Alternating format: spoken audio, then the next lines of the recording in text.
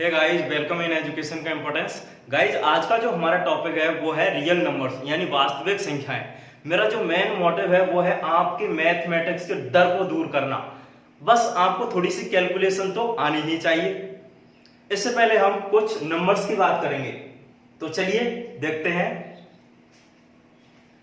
सबसे पहले हम बात करते हैं नेचुरल नंबर्स। क्या होते हैं नेचुरल नंबर्स? यानी वे संख्याएं जो एक से शुरू होकर अनंत तक चलती जाती हैं, ऐसी संख्याओं को हम बोलते हैं क्या? नेचुरल नंबर्स यानी प्राकृत संख्याएं। जैसे कि 1, 2, 3 एंड डॉट डॉट डॉट। इस प्रकार की जो संख्या हो जाएंगी वो क्या हो जाएंगी? प्राकृत संख्याएं। अगला आता है हमारा पूर्ण संख्याएं।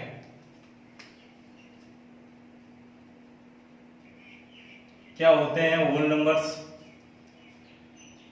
वे संख्याएं जो 0 से शुरू होकर अनंत तक चलती जाती हैं, ऐसी संख्याओं को हम बोलते हैं होल नंबर्स यानी पूर्ण संख्याएं। जैसे कि 0 हो गया, 1 हो गया, 2 हो गया, 3 हो गया एंड डॉट डॉट डॉट। इस प्रकार की संख्याओं को क्या बोलते हैं? Whole numbers. अगले आते हैं हमारे इंटीजर्स यानी पूर्णांक।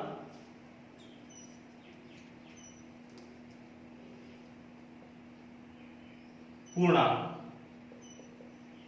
यानी इंटीजर्स नंबर। इंटीजर्स क्या होते हैं?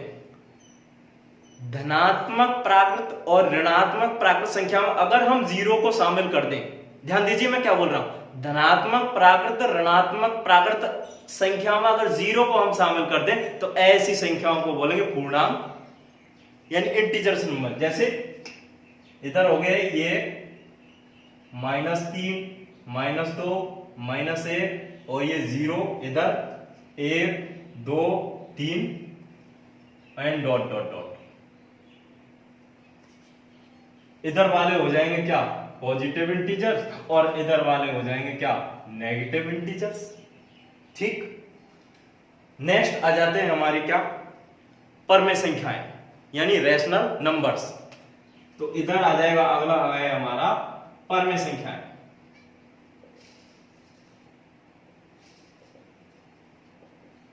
परमेय संख्याएं, इसको बोलते हैं हम रैशनल नंबर्स। क्या होते हैं रैशनल नंबर्स? यानी वे संख्याएं जिन्हें हम p/q के रूप में व्यक्त कर सकते हैं और q क्या है? 0 नहीं होना चाहिए, ऐसी संख्याओं को हम बोलते हैं परमेय संख्याएं। तो लिखते हैं, देखिए, यानी वे संख्याएं जिन्हें हम p/q के रूप में लिख सकते हैं और q यानी ये वाली नीचे वाली संख्या वो क्या होनी? 0 के बराबर नहीं होनी चाहिए। ऐसी संख्याओं को हम बोलते हैं परमेय संख्याएं। जैसे कि एग्जांपल के लिए अगर हम लेते हैं 0 हो गया, -2/3, 5/7 एंड डॉट डॉट डॉट। इस प्रकार की संख्याओं को हम क्या बोलते हैं? परमेय संख्याएं। अगली आती है हमारी अपरमेय संख्याएं यानी इर्रेशनल नंबर्स।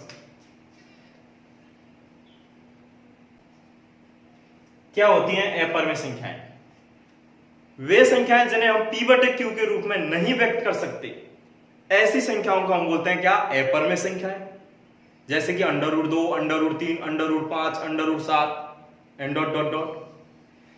तो इस प्रकार की जो संख्या हो जाएंगी √2, √3, √5, √7 एंड डॉट डॉट डॉट। इस प्रकार की संख्या हो जाएंगी अपरमेय संख्या।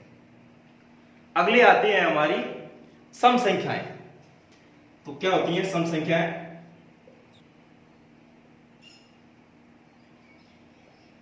क्या होते हैं इवन नंबर्स? वे संख्याएं जो 2 से पूर्णतः विभाजित हों, यानी 2 का पूरा पूरा भाग चला जाए, ऐसी संख्याओं को हम बोलते हैं क्या? सम संख्याएं। जैसे कि 0, 2, 4, 6, इस प्रकार की संख्याओं को क्या बोलते हैं? सम संख्याएं। 0, 2, 4, 6, 8 एंड डॉट डॉट डॉट। इस प्रकार की संख्याओं को क्या बोलते हैं हम? सम संख्याएं। अगली आती है विषम संख्याएं।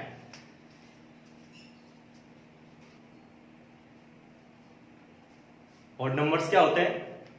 यानी वे संख्याएं जो 2 से पूर्णतः विभाजित नहीं हो, ऐसी संख्याओं को हम बोलते हैं क्या? विषम संख्याएं, ऑड नंबर्स। जैसे कि 1 हो गया, 3 हो गया, 5, 7, इस प्रकार की संख्याओं को हम बोलते हैं क्या? विषम संख्याएं। अगली आ जाती हैं भाज्य संख्याएं। भाज्य संख्याएं क्या होते हैं? भाज्य संख्याएं वे संख्याएं जिनके 2 से अधिक भाजक हों, यानी वे 2 से अधिक संख्याओं से क्या हो जाएंगी? डिवाइड हो जाएंगी। ऐसी संख्याओं को हम क्या बोलेंगे? भाज्य संख्याएं। जैसे कि 4 हो गया, 6 हो गया, 8 हो गया, 10 हो गया, इस प्रकार की संख्याओं क्या बोलेंगे? भाज्य संख्याएं। नेक्स्ट आती है अभाज्य संख्याएं। अभाज्य संख्याएं क्या होती है? ध्यान दीजिए, क्या बोले? Prime number. अभाज्य संख्याएं, प्राइम नंबर यानी वे संख्याएं जिनके केवल 2 भाजक हों, एक तो स्वयं वह संख्या और दूसरा एक, ऐसी संख्याओं को हम बोलते हैं अभाज्य संख्याएं। जैसे कि यहां पर हो जाएगा 2, 3, 5, 7, इस प्रकार की संख्याओं को हम बोलते हैं क्या? अभाज्य संख्याएं। देखिए 2, एक तो 1 से डिवाइड होगी और एक 2 से डिवाइड होगी। 3 1 से डिवाइड होगी और एक 3 से। 5 एक तो 1 से डिवाइड होगी और एक 5 से। 7 एक तो 1 से डिवाइड होगी और एक 7 से। तो इनके केवल और केवल कितने भाजक हैं? 2 भाजक हैं। तो ऐसी संख्याओं को हम बोलते हैं अभाज्य संख्या। अब अगली आती है सहअभाज्य संख्या यानी को प्राइम नंबर। अगला आ जाता है हमारा को प्राइम नंबर। क्या होती है सहअभाज्य संख्याएं? वे 2 संख्याएं जिनमें केवल और केवल एक ही उभयनिष्ठ गुणनखंड हो। ध्यान दीजिए क्या बोल रहा हूं? वे 2 संख्याएं जिनमें केवल और केवल एक ही उभयनिष्ठ गुणनखंड हो, और वो भी क्या होना चाहिए? एक, यानी एक के अतिरिक्त इनमें कोई भी उभयनिष्ठ गुणनखंड नहीं होना चाहिए। ऐसी संख्याओं को बोलते हैं सहअभाज्य संख्याएं। जैसे 1, 3, 2, 3, 8, 9, 23, 25, यानी इन दोनों संख्याओं में उभयनिष्ठ या कॉमन गुणनखंड की हम बात करें वो है 1। तो ऐसी संख्याओं को हम बोलते हैं सहअभाज्य संख्याएं। तो ये तो हमने कुछ नंबर्स की बात कर ली। अब आते हैं हम हमारे टॉपिक पर, रियल नंबर्स। तो देखते हैं रियल नंबर्स। वास्तविक संख्याएं क्या होती हैं? वास्तविक संख्याएं, ध्यान दीजिए मैं क्या कह रहा हूं। क्या होती हैं वास्तविक संख्याएं? परमेय और अपरमेय, ध्यान दीजिए मैं क्या बोल रहा हूं। परमेय और अपरमेय संख्याओं के समुच्चय को ही हम क्या कहते हैं? वास्तविक संख्याएं कहते हैं। यानी वास्तविक संख्याओं में परमेय संख्या भी आ जाएंगी और अपरमेय संख्या भी आ जाएंगी। तो ऐसी संख्याओं को हम क्या कहते हैं? वास्तविक संख्याएं। तो हम बोलेंगे कि परमेय और अपरमेय संख्याओं के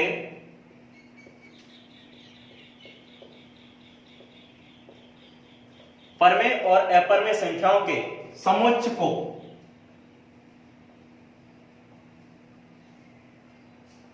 ही वास्तविक संख्याएं कहते हैं।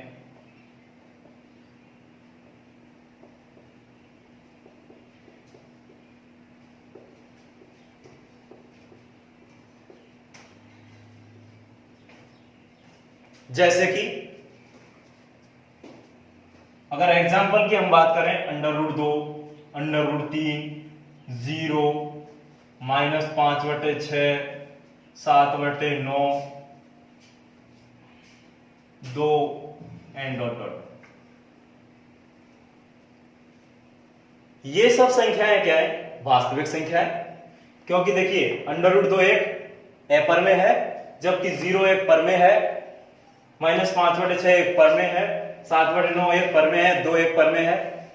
यानी परमेय और अपरमेय संख्याओं के समुच्चय को ही हम क्या कहते हैं? वास्तविक संख्याएं कहते हैं। तो बात क्लियर है? वास्तविक संख्याएं क्या होती है? परमेय और अपरमेय संख्याओं के समुच्चय को ही क्या कहते हैं? हम वास्तविक संख्याएं कहते हैं। यहां तक बात क्लियर? अब हम अपनी एक्सरसाइज पर चलते हैं और वहां पर एक इंपॉर्टेंट थ्योरम पढ़ेंगे, यूक्लिड विभाजन प्रमेय का। वेरी वेरी इंपॉर्टेंट थ्योरम है यूक्लिड विभाजन प्रमेय का। तो चलिए शुरू करते हैं।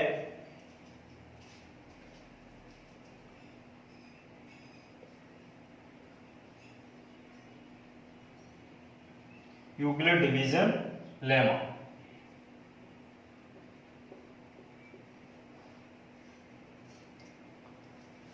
वेरी वेरी इंपॉर्टेंट थ्योरम है यूक्लिड विभाजन प्रमेय का। क्या है यूक्लिड विभाजन प्रमेय का? देखिए, दो धनात्मक पूर्णांक a और b, ध्यान दीजिए मैं क्या बोल रहा हूं, दो धनात्मक पूर्णांक a और b दिए होने पर ऐसी अद्वितीय और पूर्ण संख्याएं q और r विद्यमान है कि a बराबर bq प्लस r। यह है यूक्लिड विभाजन प्रमेय का, a बराबर bq प्लस r। तो इसका कथन लिखते हैं सबसे पहले, दो धनात्मक पूर्णांक, दो धनात्मक पूर्णांक की बात चल रही है यहां पर। पूर्णांक क्या होंगे? एक तो a ले लेंगे, a और b, दूसरा b, दिए होने पर ऐसी अद्वितीय, अद्वितीय मतलब यूनिक और पूर्ण संख्याएं, ऐसी अद्वितीय और पूर्ण संख्याएं कौन कौन सी? Q और R विद्यमान है कि A बराबर BQ प्लस R। और यहां पर ये जो R है वो क्या है? B से हमेशा छोटा रहेगा और 0 के बराबर या बड़ा होगा। ये जो R है, यानी ये R, वो इस B से क्या रहेगा? हमेशा के लिए छोटा रहेगा और 0 से बड़ा होगा या बराबर होगा। दूसरे रूप में कैसे लिख सकते हैं इसको? दूसरे रूप में लिख सकते हैं भाज्य बराबर भाजक इंटू भागफल प्लस शेषफल। दूसरे रूप में ऐसे लिख सकते हैं। तो ये है हमारी यूक्लिड विभाजन प्रमेय का। अब हम इस पर आधारित क्या करेंगे? सवाल करेंगे। तो चलिए देख लेते हैं सवालों को। तो हमारा पहला सवाल है,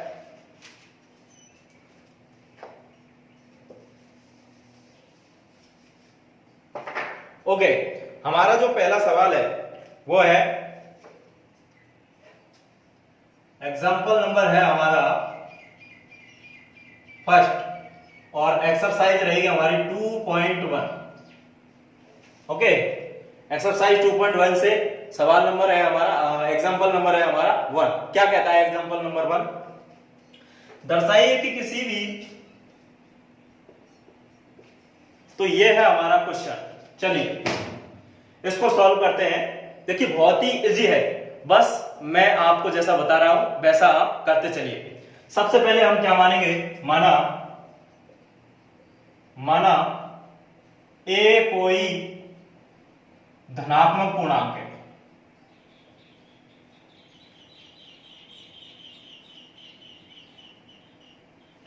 हमने क्या माना? ए कोई धनात्मक पूर्णांक मान लिया। अब क्वेश्चन में देखिए 3q, 3q plus 1, 3q plus 2। Euclid विभाजन प्रमेय का क्या कहती है? यूक्लिड विभाजन प्रमेय कहती है a बराबर bq प्लस r, यही कहती है। और क्वेश्चन में क्या कह रहा है? यहां पर क्वेश्चन में देखिए b की वैल्यू क्या है? b की वैल्यू है 3, तो यहां पर b की वैल्यू क्या आ जाएगी? b इज इक्वल टू आ जाएगा 3, राइट? ठीक है। अब यूक्लिड विभाजन प्रमेय का क्या कहते हैं? a बराबर bq प्लस r, तो यहां पर लिख लेंगे यूक्लिड विभाजन प्रमेयिका से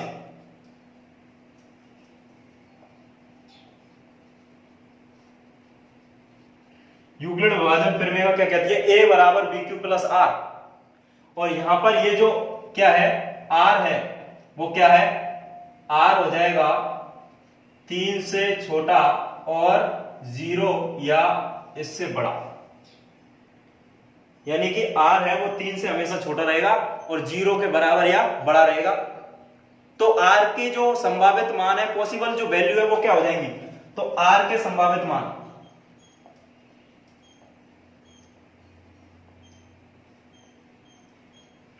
क्या होंगे? संभावित मान देखिए आर हमेशा बी से छोटा रहेगा, तो आर की जो वैल्यू हो जाएगी 0 हो सकती है, 1 हो सकती है, 2 हो सकती है, लेकिन 3 नहीं रहेंगे, क्योंकि आर है वो v से हमेशा कैसा रहेगा, छोटा रहेगा। इसलिए आर की जो वैल्यू आएगी 0 आ सकती है, 1 आ सकती है और 2 आ सकती है, लेकिन 3 नहीं आ सकती, क्योंकि v से हमेशा छोटी रहेगी। ओके, अब हमें दर्शाना है 3q प्लस 1 और 3q प्लस 2 के रूप का। अब यूक्लिड विभाजन प्रमेय का हमें पता है a बराबर bq प्लस r, तो a बराबर b की वैल्यू कितनी है 3q प्लस, अब यहां पर देखिए एक बार r की वैल्यू लेंगे 0, तो हमने ले लिया 0, r इज इक्वल टू 0 पर, तो क्या आ गया ये आ गया हमारे पास से a is equal to 3q, okay 0 को नहीं लिखते। Next a is equal to 3q plus 1, मैंने ये ले लिया r इज इक्वल टू 1 पर, तो यहां पर मैंने ले लिया r इज इक्वल टू 1 पर, तो ये आ गया 3q प्लस 1 के रूप का। नेक्स्ट लेंगे 2, तो a is equal to 3q plus 2, r is equal to 2 पर, तो ये हमने दर्शा दिया 3q प्लस 1 और 3q प्लस 2 के रूप का, हमने इस प्रकार से इसको क्या कर दिया, दर्शा दिया। तो ये बहुत ही इजी था। चलिए ऐसा ही दूसरा सवाल लेते हैं, वो थोड़ा सा अलग है, उसमें सम और विषम का अंतर है, बस ऐसा ही सवाल है। चलिए दूसरा सवाल लेते हैं हम, उससे ये पूरी अच्छी तरह से क्लियर हो जाएगा।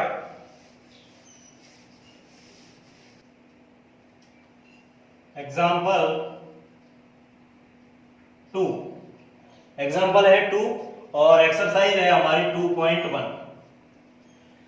देखिए मैं आपको कॉन्सेप्ट बताऊंगा, सवाल आप खुद करोगे। तो 2.1 है, एग्जाम्पल है 2। क्या कह रहा है हमारा क्वेश्चन, कह रहा है दर्शाइए कि प्रत्येक धनात्मक संपूर्णांक, दर्शाइए, ध्यान दीजिए क्या कह रहा है, धनात्मक संपूर्णांक किसके रूप का, धनात्मक संपूर्णांक है 2q के रूप का तथा धनात्मक विषम पूर्णांक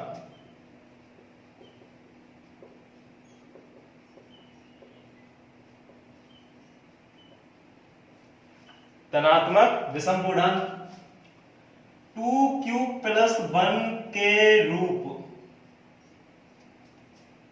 2q प्लस 1 के रूप में होता है,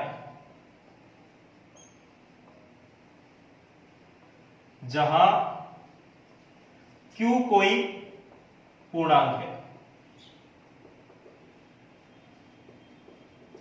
जहां पर q क्या है, कोई पूर्णांक है। सेम वैसा ही सवाल है, बस थोड़ा सा डिफरेंट है इसमें।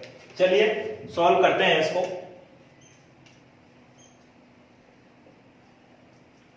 सबसे पहले वही मान लेंगे a कोई धनात्मक पूर्णांक है, तो माना a कोई धनात्मक पूर्णांक है,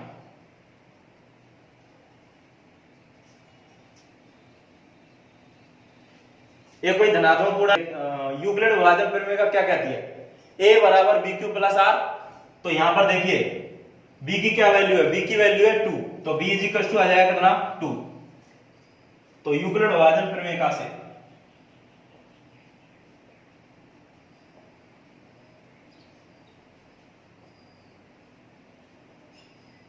यूक्लिड विभाजन प्रमेय का से a is equal to bq plus r, जहां पर r है वो 2 से कैसा रहेगा, छोटा रहेगा और 0 के बराबर या बड़ा होगा। तो r के जो पॉसिबल मान होंगे यानी संभावित मान होंगे वो क्या हो जाएंगे, 0 हो जाएगा, 1 हो जाएगा, लेकिन 2 नहीं होगा, क्योंकि 2 से तो हमेशा कैसा रहेगा, छोटा ही रहेगा। ओके, अब इसमें इवन और ऑड देखना है हमें। तो सम संख्या कौन सी है, 0 क्या है, 0 है हमारी सम, और 1 क्या है, विषम। तो सम धनात्मक पूर्णांक किसके रूप का होगा, देखिए यूक्लिड विभाजन प्रमेय का क्या कहती है, यूक्लिड विभाजन प्रमेय कहते हैं a बराबर bq प्लस r, तो यहां पर आ जाएगा सम धनात्मक पूर्णांक। तो यहां पर सम धनात्मक पूर्णांक क्या आ जाएगा, देखिए यहां पर सम संख्या है कौन सी, जीरो। जीरो क्या है, इवन नंबर्स है, तो सम धनात्मक पूर्णांक क्या आ जाएंगे। यूक्लिड विभाजन प्रमेय कहती है a बराबर, अब देखो b की वैल्यू कितनी है, b की वैल्यू है 2, q सम धनात्मक पूर्णांक के लिए क्या है, वैल्यू क्या लेंगे, सम लेंगे, r की जो वैल्यू है वो क्या लेंगे, सम लेंगे, तो प्लस के 0, r इज इक्वल टू 0 पर, तो ये क्या आ जाएगा, ये आ जाएगा a is equal to 2q, तो ये सम धनात्मक पूर्णांक हो गया। अब लेंगे विषम धनात्मक पूर्णांक, तो यहां पर देखो विषम संख्या कौन सी है, 1 है, तो विषम धनात्मक पूर्णांक आ जाएंगे, इधर लिख लेंगे विषम धनात्मक पूर्णांक।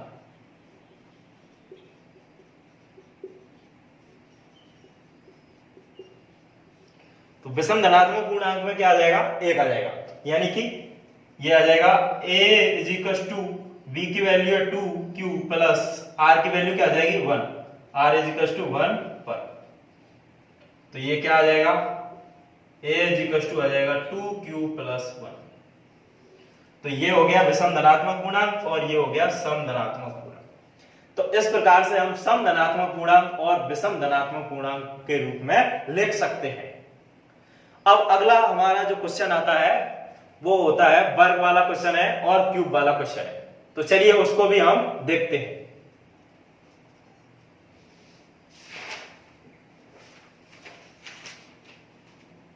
एग्जाम्पल नंबर 3 और ये एक्सरसाइज है हमारी 2.1। क्वेश्चन कह रहा है हमारा, यूक्लिड विभाजन प्रमेय का प्रयोग कर दर्शाइए कि, जहां पर m है वो क्या है, कोई पूर्णांक है। तो देखिए इस प्रकार के सवाल को कैसे सॉल्व करेंगे, चलिए देखते हैं। बहुत ही इजी है, बस जैसे मैं बताता जा रहा हूं वैसे आप करते चलिए, सेम वही प्रोसेस रहेगी। माना a कोई धनात्मक पूर्णांक है,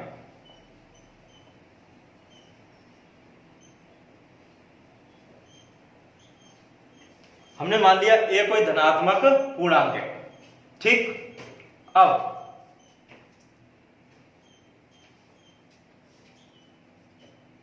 हमने मान लिया a कोई धनात्मक पूर्णांक है, अब b की वैल्यू क्या है, तो v की वैल्यू हो जाएगी v इज इक्वल टू हो जाएगी 3, किससे, क्वेश्चन से। क्वेश्चन में कह रहा है 3m प्लस 1 के रूप का होगा, तो v की वैल्यू कितनी हो गई 3। अब ये जो धनात्मक पूर्णांक है वो किसके रूप का हो सकता है, तो देखिए धनात्मक पूर्णांक किसके रूप का होगा, यह धनात्मक पूर्णांक,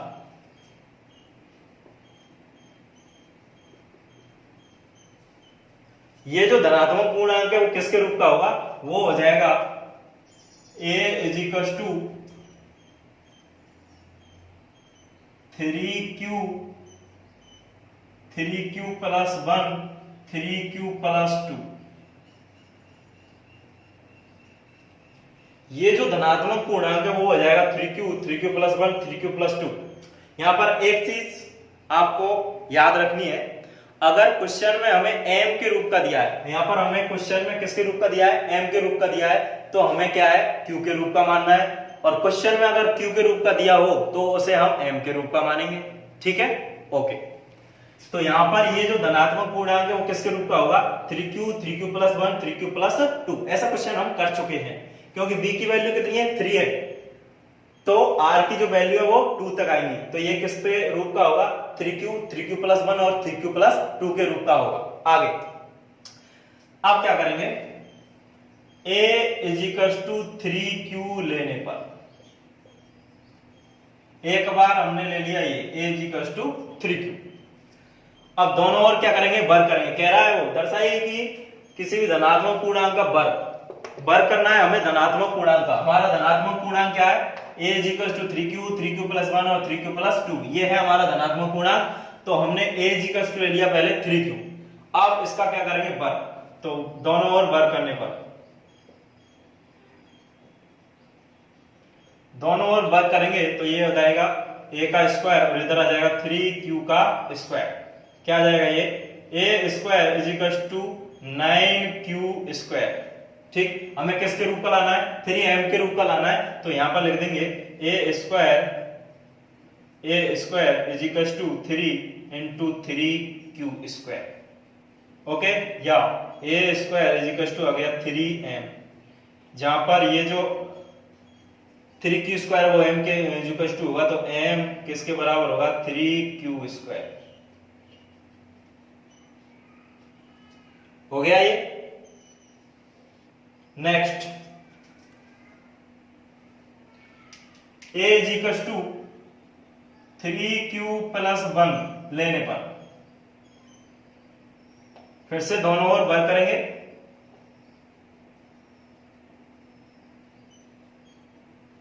दोनों ओर क्या कर देंगे बर, तो ये क्या बन जाएगा a square is equal to 3q plus 1 का होल स्क्वायर।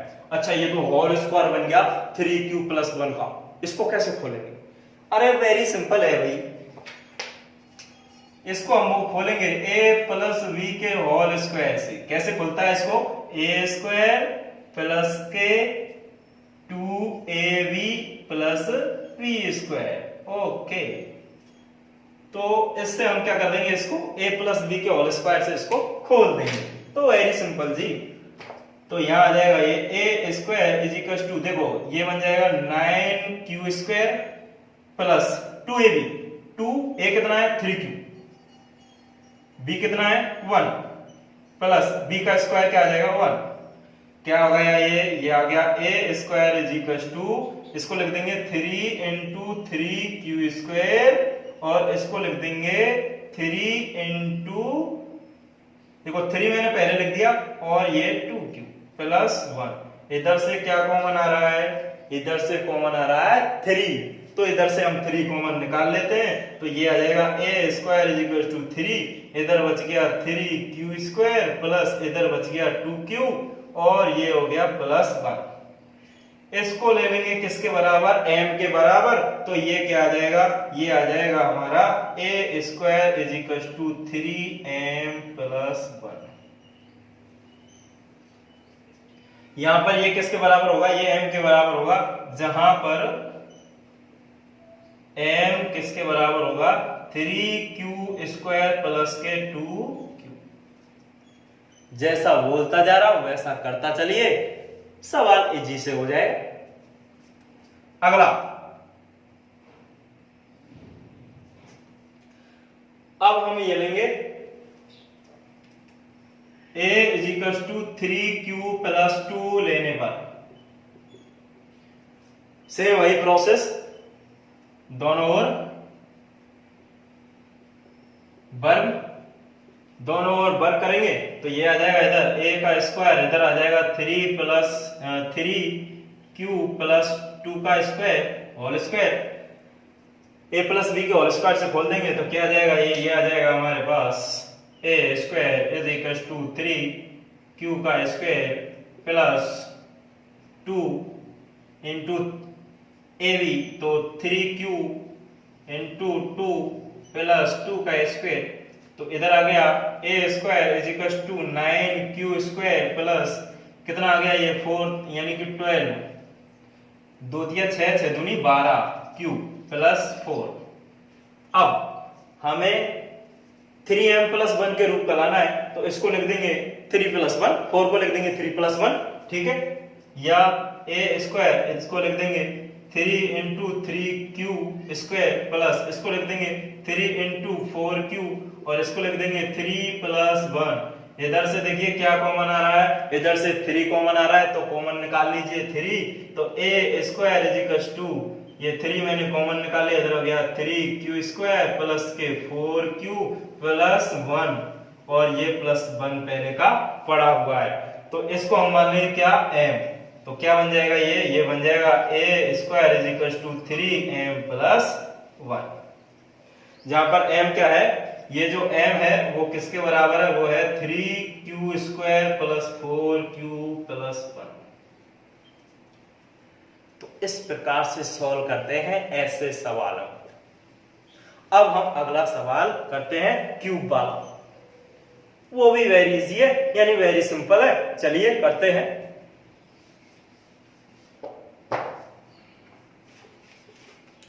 हमारी एक्सरसाइज 2.1 का क्वेश्चन नंबर है 2। तो ये है हमारा क्वेश्चन नंबर 2। और एक्सरसाइज है 2.1। क्या कह रहा है क्वेश्चन, यूक्लिड विभाजन प्रमेय का द्वारा दर्शाइए कि यूक्लिड विभाजन प्रमेय का द्वारा दर्शाइए कि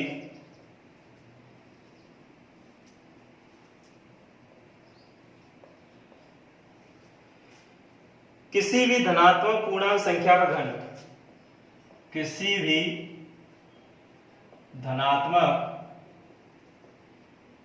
पूर्णांक संख्या का घन, देखो घन की बात कर रहे हैं यहां पर, किसकी बात करेंगे, क्यूब की, तो लिख देता हूं मैं क्यूब।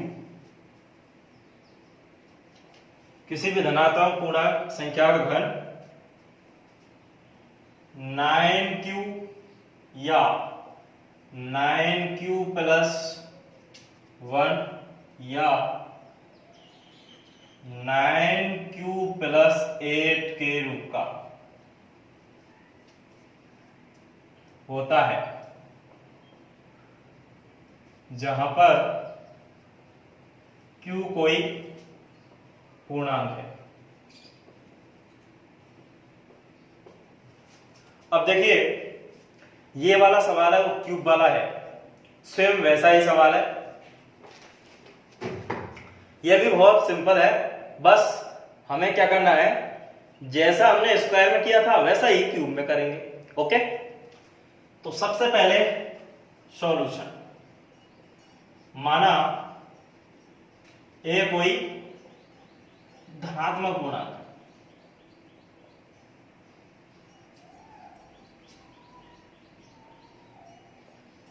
हमने मान लिया कि ए कोई क्या है, धनात्मक पूर्णांक है, तो बी की वैल्यू क्या आएगी। अब देखिए क्वेश्चन क्या कह रहा है, क्वेश्चन कह रहा है कि कोई भी धनात्मक पूर्णांक का घन 9q प्लस 1 और 9q प्लस 8 के रूप का होगा, तो यहां पर b की जो वैल्यू है वो 9 आनी चाहिए, लेकिन जब 9 का हम क्यूब करेंगे तो वो बहुत बड़ा आएगा। ध्यान दीजिए मैं क्या बोल रहा हूं, यहां पर हम क्या करेंगे, b की जो वैल्यू है वो 9 का एक गुणज लेंगे, यानी एक मल्टीपल लेंगे, तो हम क्या करेंगे, b की वैल्यू ले लेंगे कितना, 3। अब आप कहोगे भाई 3 क्यों ली, मैंने 3 इसलिए लिया क्योंकि हम जब क्यूब करेंगे तो उसमें हमें क्या है, आसानी होगी, इसलिए मैंने यहां पर क्या ले लिया, यहां पर ले लिया मैंने 3। तो 9 का मैंने एक गुणज ले लिया, इसलिए यहां पर मैंने b क्या लिया है, 3 लिया है।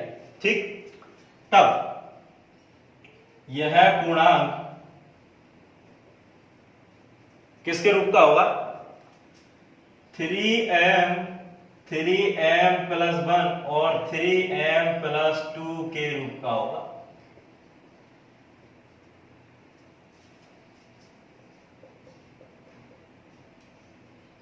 किसके रूप का होगा ये, 3m प्लस 1 3m प्लस 2। अब यहां पर देखिए नोट कीजिए, मैंने पिछले सवाल में आपको बात बताई थी कि यदि हमें q के रूप का दिया है तो m के रूप का मानना है, और m के रूप का दिया है तो उसे हम q के रूप का मानेंगे। ठीक है, तो मैंने क्या किया, यहां पर ये q के रूप का दिया है तो m के रूप का माना है। अब आगे चलते हैं, फिर से वही सवाल करेंगे हम। ये देखिए ये धनात्मक पूर्णांक इसके रूप का होगा। अब क्या करेंगे, a = 3m लेने पर, a = मैंने 3m ले लिया, दोनों ओर क्या कर देंगे, घन करने पर, दोनों ओर घन करेंगे तो ये आ जाएगा a का क्यूब और इधर बन जाएगा 3m का क्यूब। तो ये क्या आ जाएगा, a³ = 3 का क्यूब हो जाएगा 27 और m क्यूब। 27 से 9 कॉमन आ रहा है तो a³ हो जाएगा 9 × 3m क्यूब। तो a³ हो जाएगा 9 क्यूब, जहां पर q हो जाएगा q हो जाएगा 3m क्यूब। हो गया 9 क्यूब के रूप का। अब नेक्स्ट लेंगे हम, अगला लेते हैं a = ये वाला 3m प्लस 1 लेने पर, 3m प्लस 1 ले लिया, दोनों ओर क्या करेंगे, क्यूब करेंगे, दोनों ओर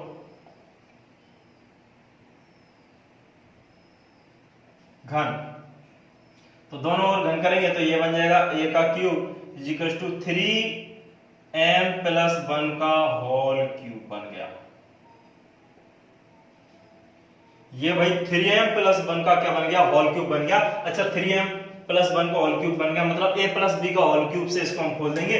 तो a प्लस b के होल क्यूब को कैसे खोलते हैं, a का क्यूब प्लस b का क्यूब, a का क्यूब प्लस b का क्यूब प्लस के 3a स्क्वायर b प्लस के 3ab square. a plus b के होल क्यूब को खोलते हैं हम, a का क्यूब प्लस b का क्यूब प्लस के 3a स्क्वायर b प्लस के 3ab स्क्वायर। तो इससे हम क्या करेंगे, इसको खोलेंगे। ओके, तो यहां पर a का क्यूब, इधर 3m का क्या हो जाएगा, क्यूब हो जाएगा, प्लस b क्या है, a का क्यूब हो जाएगा, प्लस के 3a स्क्वायर क्या है, यानी कि 3m का क्या कर देंगे स्क्वायर, और b कितना है 1, प्लस के 3a कितना है 3m, और b कितना है 1 का स्क्वायर। ठीक है, तो इधर आ जाएगा 27m क्यूब प्लस, पहले इनको लिखते हैं, इसको बाद में लिखेंगे। ठीक है, ये कितना आ जाएगा 9, और 9 को 3 से मल्टीप्लाई करेंगे तो कितना आएगा 27m स्क्वायर। क्या किया, देखो 3m स्क्वायर हो रहा है, तो यहाँ पर 3 का स्क्वायर क्या होगा 9, और m का स्क्वायर तो m स्क्वायर, तो यहाँ पर हो जाएगा 9m स्क्वायर, और 9 को 3 से मल्टीप्लाई करेंगे तो 27, तो यहाँ पर आ गया मैंने 27m स्क्वायर प्लस, इसको लिखेंगे, देखिए यहाँ पर ये 3 को 3 से मल्टीप्लाई करेंगे तो 9m, और 1 का स्क्वायर तो 1 ही होता है, तो ये हो जाएगा 9m, और इस प्लस 1 को लिख देंगे बाद में। अब यहां से देखो 9 कॉमन आ रहा है सबसे, तो 9 हम कॉमन निकाल लेंगे, ये a क्यूब है। ओके, तो यहां से मैंने a cube is equal to 9 common निकाला, तो इससे क्या है, इधर से बच गया 3m क्यूब, इधर से क्या बच गया 3m स्क्वायर, और इधर से बच गया 1 यानी कि m प्लस 1, इसको क्या मान लेंगे क्यूब, तो हो गया ये।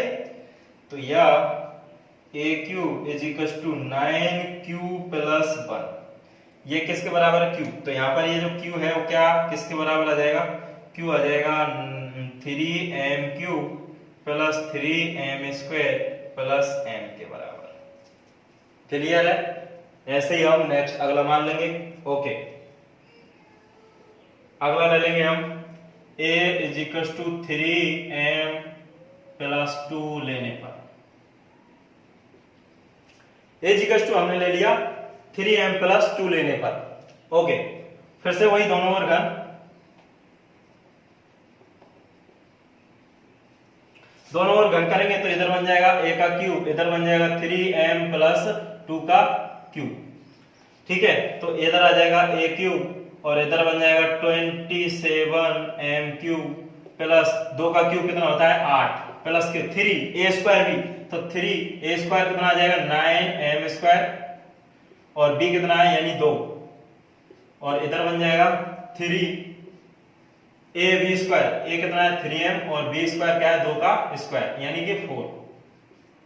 ओके, तो ये आ जाएगा a cube is equal to 27m cube plus, अब देखिए 8 को हम बाद में लिखेंगे, पहले इनको लिख देते हैं। 3 को 2 से गुणा करेंगे तो 6, और 6 को 9 से गुणा करेंगे तो 54m स्क्वायर प्लस, इधर 3 को 3 से गुणा करेंगे तो 9, और 9 को 4 से गुणा करेंगे तो 36m प्लस 8 को लिख देंगे बाद ही बाद। अब यहां से देखिए सब में से 9 कॉमन आ रहा है, तो कॉमन निकालेंगे, a cube is equal to मैंने 9 निकाल लिया, इधर से क्या बच गया, देखो इससे बच गया 3m क्यूब।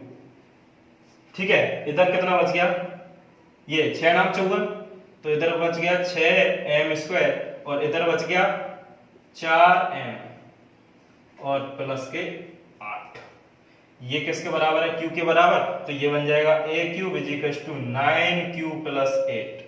यहाँ पर ये q किसके बराबर आ गया, q आ गया 3m cube plus 6m square plus के 4m।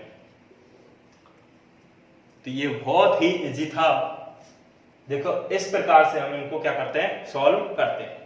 अब अगले टाइप का जो सवाल है वो है HCF ज्ञात करना।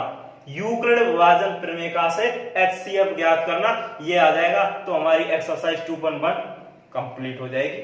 चलिए उस टाइप का सवाल भी और देख लेते हैं। सबसे पहले इसको मिटा देते हैं।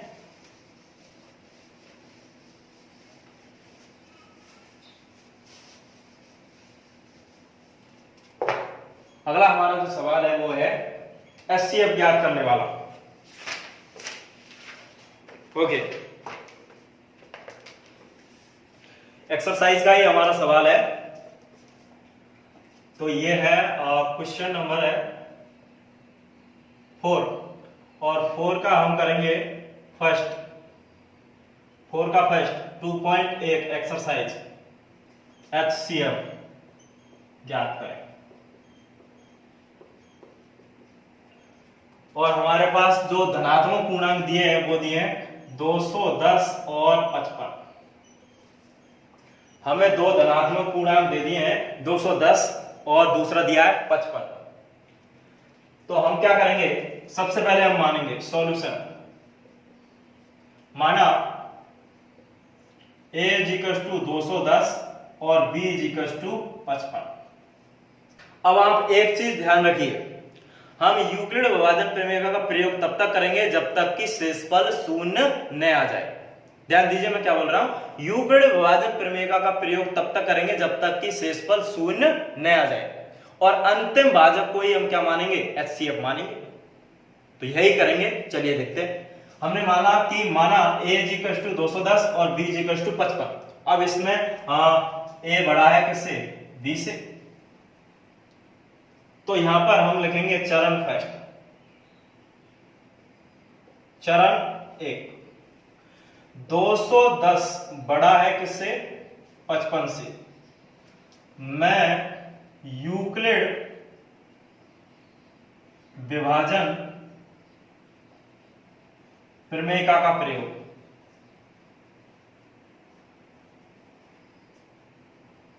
करने पर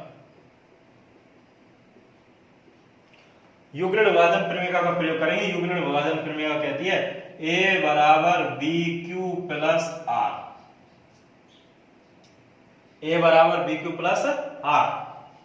तो यहां पर देखिए a कितना हो जाएगा 210, b कितना है 55 और q यानी कि जो भागफल है वो कितना आएगा, वो आ जाएगा 3 और शेषफल कितना हो जाएगा 45। देखिए भाग से देख लेते हैं हमने क्या किया, 55 का भाग दिया किसमें, 210 में।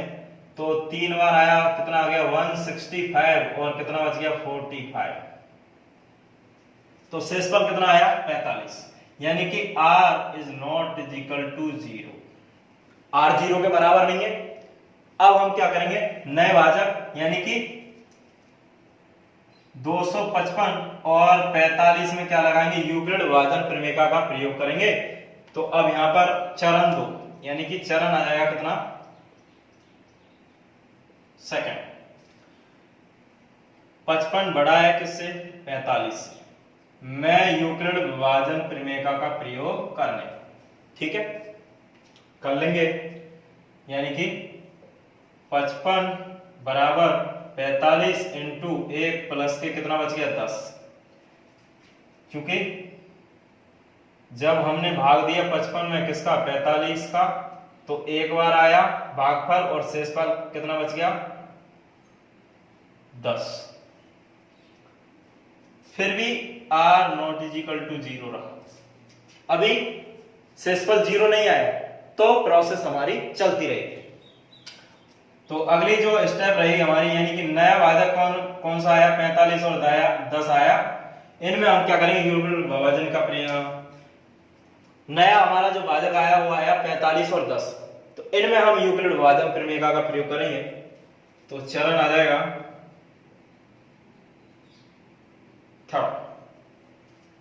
45 बड़ा है किससे, 10 से। मैं यूक्लिड विभाजन प्रमेय का प्रयोग करने का। तो यहां पर 45 में भाग देंगे किसका, 10 का। भागफल आ गया 4 और शेषफल बच गया कितना 5। तो r naught is equal to 0 रहा फिर भी। हमने क्या किया, हमने भाग दिया किसमें 45 में, किसका 10 का, 4 बार भाग गया, ये हो गया -40, बच गया कितना 5। फिर भी शेषफल 0 के बराबर नहीं आया, तो प्रोसेस हम आगे तक चलाएंगे। अब हमारा आता है अगला चरण 4। 10 और 5 में हम यूक्लिड विभाजन प्रमेय का प्रयोग करेंगे। तो यहां पर देखिए 10 बड़ा है किससे, 5 से। मैं यूक्लिड विभाजन प्रमेय का प्रयोग करने पर तो 10 में भाग देंगे 5 का, तो कितनी बार जाएगा, 2 बार, और शेष क्या बच गया, इक्वल टू क्या हो गया, 0 हो गया। तो अब देखिए अंतिम भाजक क्या है हमारा 5, ये क्या है अंतिम भाजक है, इसको ही हम क्या कहेंगे 210 और 55 का एचसीएफ। तो यहां पर कहेंगे अतः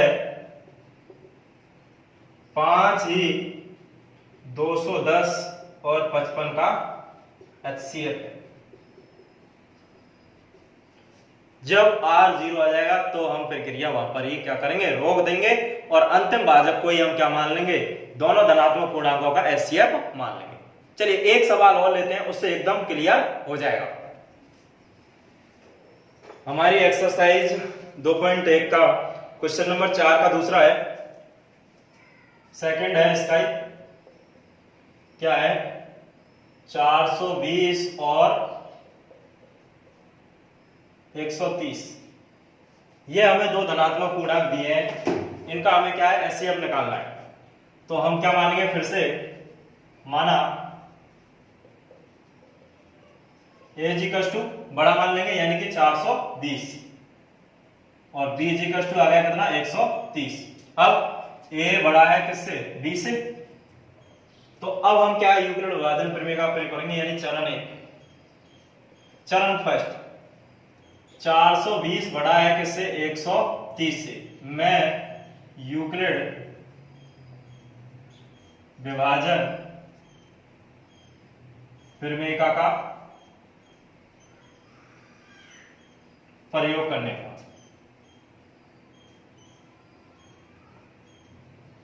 यूक्लिड विभाजन प्रमेय का प्रयोग करते हैं इसमें हम। तो यहां पर हम लिखेंगे यूक्लिड विभाजन प्रमेय कहती है a बराबर b q plus r, a बराबर बी क्यू प्लस आर।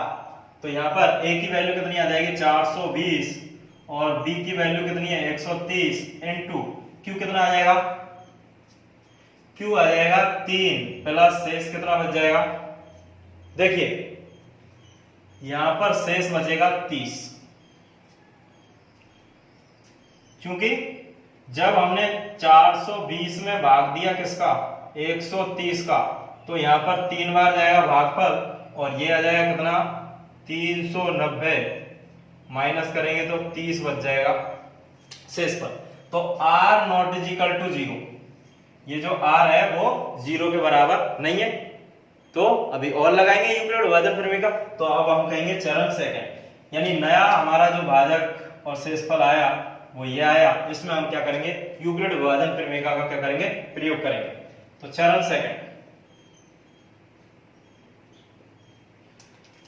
130 बड़ा है किससे 30 से। मैं यूक्लिड विभाजन प्रमेय का प्रयोग करने पर, तो यहां पर आ जाएगा 130 बराबर 30 का जब भाग देंगे 130 में तो कितनी बार जाएगा 4 बार, शेषफल कितना बच जाएगा, शेषफल बचेगा 10। तो r फिर से नॉट इज इक्वल टू हो गया 0। अभी r 0 के बराबर नहीं आया, अभी 10 है। तो यहां पर चूंकि हमने क्या किया 130 में भाग दिया किसका 30 का, 4 बार गया 120 माइनस बचे 10। ठीक, अगला चरण थर्ड, नया भाजक और शेषफल आ गया ये, इसमें हम क्या करेंगे यूक्लिड विभाजन प्रमेय का लगाएंगे। 30 बड़ा हो गया 10 से। मैं यूक्लिड विभाजन प्रमेय का प्रयोग करने पर तो क्या जाएगा ये 30 में जब हम भाग देंगे 10 का, तो ये गया 3 बार और शेषफल आ गया 0। तो r इज इक्वल टू क्या आ गया 0 आ गया, यानी कि जब हमने भाग दिया किसमें 30 में भाग दिया किसका 10 का, तो 3 बार गया माइनस के 30 और ये बच के 0। तो अब देखिए अंतिम भाजक क्या है 10। जब r 0 हो जाएगा तो अंतिम भाजक को ही हम क्या मानेंगे, दोनों दिए गए पूर्णांकों का क्या मानेंगे, एचसीएफ। तो हमारा जो एचसीएफ हो जाएगा वो हो जाएगा एचसीएफ ऑफ 420 और 130 इज इक्वल टू 10।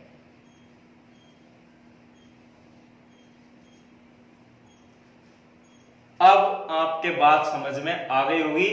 अब आपकी जो एक्सरसाइज 2.1 है वो पूरी सॉल्व हो जाएगी। आप सॉल्व करके देख लेना, अगर कोई दिक्कत आए तो आप मुझसे पूछ सकते हो। ओके गाइज, तो इस वीडियो में इतना ही, बाकी हम अगले लेक्चर में बात करेंगे। तब तक के लिए आप वीडियो को लाइक कर दें, शेयर कर दें और चैनल को सब्सक्राइब कर लें। अगर आपका कोई कमेंट या सुझाव हो तो वो भी आप कमेंट बॉक्स में लिख दें। मैं मिलूंगा आपसे अगले वीडियो में, तब तक के लिए जय हिंद, जय भारत।